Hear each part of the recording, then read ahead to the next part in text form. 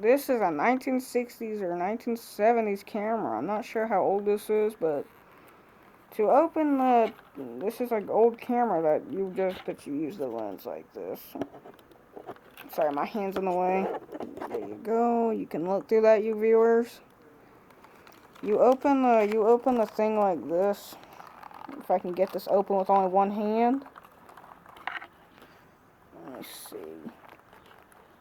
This is the shutter button.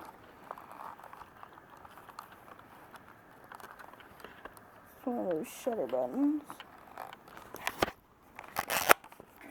No, I could not get this open. Or I did manage to shut it up first, though. This is the power button. This is the power switch.